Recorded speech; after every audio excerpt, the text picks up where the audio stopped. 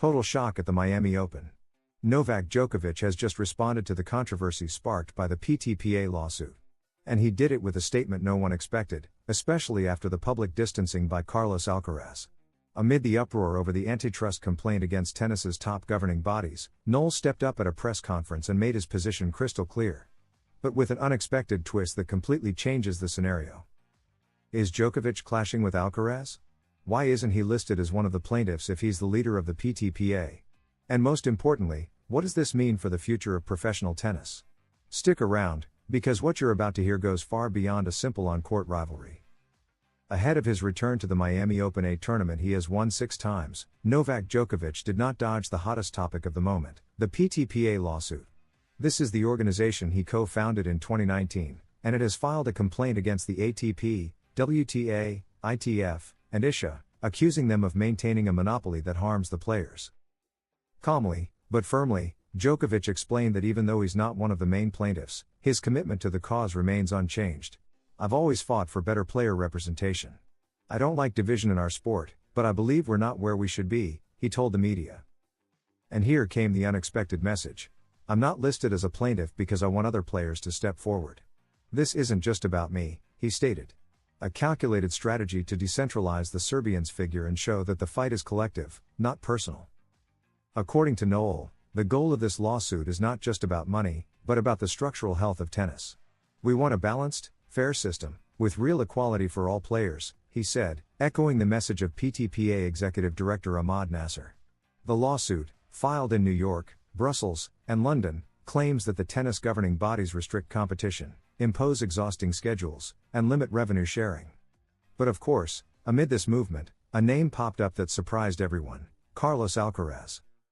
The world number 3 was included unknowingly, as part of the lawsuit's argument based on statements he made in Beijing 2024, where he said the current schedule is going to kill players in some way. However, when the PTPA used that quote to support their complaint, Alcaraz exploded. I don't support it because I knew absolutely nothing about it, he said bluntly ahead of his Miami debut. He also expressed his frustration over being cited without consent, making it clear he does not back the association's legal actions. It was a surprise to me. I found out on social media, he explained. This indirect clash sparked a wave of rumors about a possible conflict between Alcaraz and Djokovic, but the Serbian tried to calm things down. Although he didn't mention the Spaniard directly, his speech seemed to address the confusion caused by his own absence as a plaintiff. It's not about one figure. It's about all the players who don't have a voice. It's time more people raised their hand, he insisted.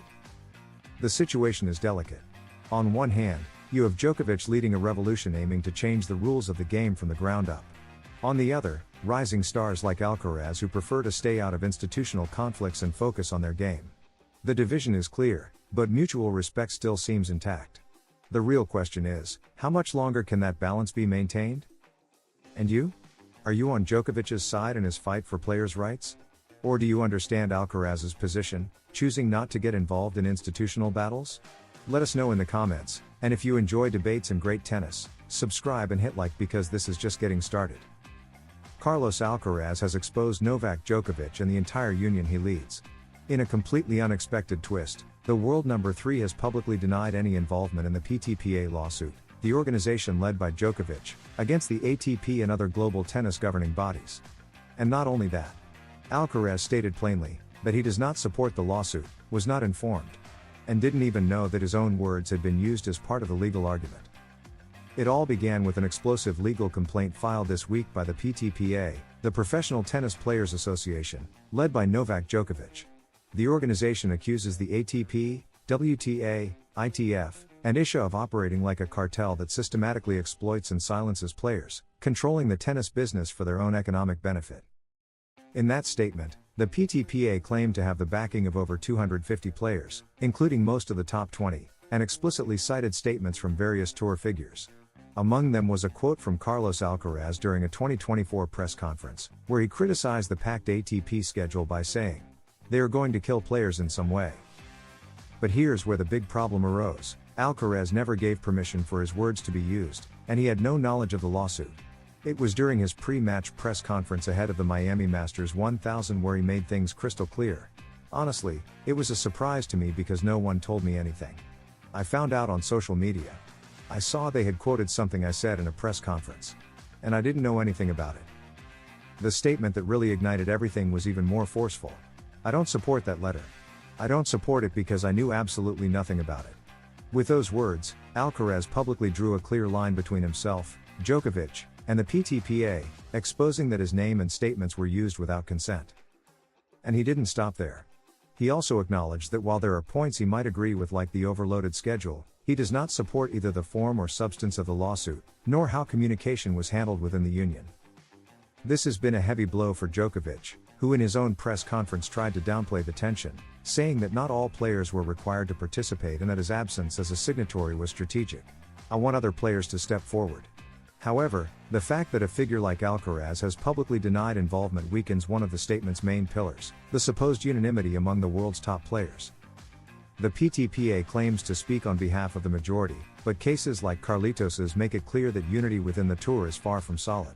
And the fact that such a high-profile, respected, and widely followed player like Alcaraz publicly breaks away from Djokovic's narrative changes the conversation entirely. At 34 years old, David Goffin remains one of the most respected players on tour, not only for his experience but also for his honesty and clarity when speaking. And ahead of his match against Carlos Alcaraz in Miami, the Belgian shared a deep reflection on his present and career and also gave a direct and very complimentary assessment of the Spaniard. He's probably playing the best tennis of his career, Goffin said in an interview with the ATP's official website. He keeps improving in every aspect: serve, physical strength, backhand, mentality. He's stronger than the last time I played him. He's a better player, no doubt, he concluded, making it clear that despite his own experience, facing Alcaraz nowadays is a major challenge. And it wasn't all technical analysis. There were also very personal and human words. Goffin admitted that just over a year ago, he had dropped outside the top 100, near the 130th position, and had to reevaluate his career, goals, and motivation. I felt I had more to give to tennis. I didn't want to retire like that, he confessed. From there, he made changes to his coaching team, regained confidence, and started fighting again with his sights set on returning to the top 50. About this resurgence on tour, Goffin explained that the change was both physical and mental. I want to end my career with a good feeling, knowing I gave it my all. I don't know how many more years I'll play, but I feel good, I enjoy tennis. And as long as that's the case, I'll keep competing. A statement that shows that, although retirement may be on the horizon, the Belgian still has the fire inside, and facing players like Alcaraz is part of what keeps him going. And regarding his technical analysis of the Spaniard, the respect was total. He's improved his serve, slightly changed his backhand, he's physically stronger, and has more experience. Plus, he has a great team around him, they're guiding him the right way, he said. Goffin didn't hide that it would be a tough match, but also an exciting one. I'm happy to play again in a big stadium against a great player like him. These words carry extra weight considering that Goffin already knows what it's like to beat Alcaraz. He did so in 2022, on an indoor hard court similar conditions to those they'll face in Miami, though both players have evolved significantly since then. However, that precedent might give the Belgian extra motivation and confidence that, if everything clicks, he could pull off the upset. And you? Do you think Goffin has a real shot at beating this Alcaraz who seems unstoppable? Or will the Spaniard prove that his evolution already puts him on another level? Let us know your thoughts in the comments, and if you enjoy the content, subscribe to the channel and leave a like. We've got a great match coming. The respect between rivals feels stronger than ever ahead of Alcaraz versus Goffin at the 2025 Miami Open. But the most striking part was hearing from Goffin himself that Carlos is playing the best tennis of his career, and that his growth as a player continues to rise. For a veteran like him, facing Alcaraz is an honor. And also a chance to measure himself against the elite on one of the tour's biggest stages. It won't be easy, but if tennis has taught us anything, it's that when there's experience, talent, and motivation, anything can happen. That's all for today. Will this be the match that confirms Alcaraz's total evolution? Or will we see a determined Goffin pull off the surprise and leave his mark on his return to the elite? Leave us your opinion in the comments, subscribe, hit the notification bell, and join us as we follow every step of the best tennis in the world. See you in the next video.